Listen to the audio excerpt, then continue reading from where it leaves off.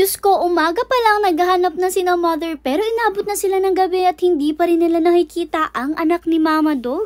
Nung mapansin nga ni mother yung weather, naisip niya na baka nga babagyuin tayo sa mga susunod na araw. At ang unang nga pumasok sa isip niya ay ang nawawalang anak ni Mama Dog na buntis. Kung maalala niyo, binanggit ko sa previous video na yung isang anak ni Mama Dog na lalaki ay nawawala pa simula pa nga po nung tayo umuwi ng Mindoro. At ang huling beses nga na nakita natin siya ay nung bago pa tayo umuwi at pagbalik natin ay wala na nga po siya. Nakaisang buwan na rin nga mula na umuwi tayong Mindoro pero hindi pa natin siya nakikita. Mabuti nga sana kung nakauwi nga siya sa kanila at doon na nga nagstay, pero paano kung hindi, kasi mukhang imposibleng hindi nga siya pupunta dito since lagi nga silang nandito. Pero may isa pa nga tayong problema kasi dalawa na nga silang nawawala ngayon. Kasi bukod nga dun sa isang lalaking anak ni Mama Dog na nawawala din ngayon yung anak nga ni Mama Dog na babaeng buntis. Nung huli nga natin siya nakita, sobrang laki na ng tiyan niya at syempre naisip nga natin na baka nanganak na siya. At kung nanganak nga siya, saan naman kaya siya umanak, kung okay ba yung mga puppies niya, okay ba yung inanakan niya? Siguro nga mag-iisang linggo na natin siyang hindi nakikita dito sa atin at kapag nanghingi ng pagkain sina Mama Dog dito ay wala na nga siya at isang anak na nga lang niya yung daladala niya. Kaya naman nung makita ni mother na masama nga yung panahon, talagang hindi nga sila nagdalawang isip na hanapin nga yung isang anak ni Mama Dog kung saan nga daw kaya siya nanganak. Bali dito nga siya naghanap sa mga damu-damuhan kasi alam nyo ba kapag nakikita namin sila, usually ay nakatago sila sa mga damuhan. At alam nyo rin naman ang mga dogs kapag nagnenesting kung saan talaga malayo sa mga tao, kung saan madilim, kung saan medyo masikip yung space, doon sila nagnenesting. Kaya nga posibleng dito sila nagnest or dito siya nanganak sa may damuhan or kung hindi man sa mga kanal-kanal, sa mga sulok-sulok at sa mga ila-ilalim. Mabuti nga sana kung doon siya nanganak sa kanila kung saan man siya nakatira or kung saan man yung kanilang fur parents. Pero kung paano nga kung dito lang siya nanganak sa tabi-tabi tapos hindi nga lang natin napapansin. Anyways, habang naghahanap nga tayo, ito nakasalubong pa natin itong si Whitey at marami nga sa inyo naghahanap kung nasa na ba yung mga puppies nitong si Whitey. Nagulat na lang din nga kami actually kasi after New Year nga ay kukunti na lang yung mga puppies niya at yun pala ay nakuha na ng mga fur parents nila. Tapos ngayon nga wala na yung mga puppies niya, lahat nga po sila ay naipa-adopt na since malalaki na rin talaga sila. Anyways, balik tayo sa anak ni Mama Dog. So far wala po kami naririnig ng mga umiiyak-iyak na puppies. Kasi nga kung nanganak na talaga siya, dito siya nanganak malapit sa atin, ay siguradong maririnig natin yung iyak ng puppies niya. Pero wala talaga tayo naririnig, kaya naman itong sina mother ang layo-layo ng nilakad nila para nga lang mahanap yun. Nagpunta rin nga sila dito sa area kung saan nga nanganak noon si Mama Dog, dito kina Brindel, pero wala rin nga sila dito. Although alam nyo naman na si Mama Dog nanganak nga siya dito sa ilalim ng kanal, so ibig sabihin may possibility na dito rin nga umanak yung isa, kaya naman itong si mother talagang sumuot dito sa loob ng damuhan. Nung time na to, sobrang dilim na talaga ng langit kahit maaga pa naman po. Kita nyo rin naman yung mga ulap mukhang bubuhos na talaga. Habang lumalakas yung hangin tas lumalamig yung simoy, talagang mas nag-aalala nga itong si mother. Kasi syempre, paano nga ba daw kapag umulan tapos yung mga puppies ay mabasa? Paano kung doon siya nanganak sa ilalim ng kanal tapos mapuno yung kanal? Sobrang hirap talaga kasi nga clueless tayo sa kung nasaan ba. Nakakuha naman dito si mother ng tabla tapos ginagamit nga niya para ibu-ibuin nga itong mga dahon. Huwag kayong maglalagay, guys, hindi niya tinutusok-tusok yung kanala. Iniibo niya nga lang yung dahon para nga kung sakaling nandito sila sa kanal, magugulanta nga si Doggy tapos lalabas siya or magagrowl man lang. Basta kung dito nga siya, magre-react siya sa mga kaluskos pero so far wala talaga nagre-react. Halos libutin na rin nga nila yung buong village na ito pero wala talaga silang nakita. Mapapaisip ka na lang talaga kung saan kaya siya nanganak or saan nga siya nagpunta talaga. Nakakatakot pa, maaari nga sa tubuhan siya nanganak kasi nga nung bagong taon doon namin sila nakita ni na Mama Dog na nagtatago. Although maaari din naman na kaya lang sila doon nagtago ay dahil nga natakot sila sa mga paputong. Hindi nga tumigil agad si mother, grabe talagang suot sila kung saan-saan para nga lang mahanap siya. Dala pa rin nga ni mother yung nakuha niya ngang kahoy para nga maipangkaluskus niya at maipanghampas kung saan-saan para nga mag-react si Doggy kung nandito man siya. Ito mga lugar na to, hindi to masyadong pinupuntahan talaga namin kasi kita nyo masukal talaga siya, so hindi masyado nagdadadaan dito si mother. Pero bilang may possibility nga nandito nanganak yung Doggy, syempre dumaan na rin nga sila dito at nagtingin-tingin. But still, habang naghahanap nga, hoping kami na kung meron niyang may nagmamay-ari sa kanila, sana doon na nga siya nanganak sa bahay ng nagmamay-ari sa kanila. Kasi sa totoo lang, mas safe nga po sila doon sa bahay kesa nga po dito sa mga kanal, sa tabi-tabi at sa kung saan saang sulok. Nung time na to, mapapansin nyo, grabe talagang sobrang dilim na nga at hindi pa rin tumitigil si na mother. Pero maniwala man kayo sa hindi, kahit sobrang dilim madilim na ay talagang maaga pa rin nung time na ito. Maaga nga lang talaga yung pagdilim ngayon dahil nga talagang punong-puno nga ng ulap yung paligid. Talaga nga inabot na rin sila ng gabi. Makikita nyo naman sa video na dilim na nga at gabing-gabi na nung time na to pero naghahanap pa rin sila. Pero kahit sobrang tindi na nga ng paghanap nila talagang hindi nila nakita yung anak ni Mama Dog.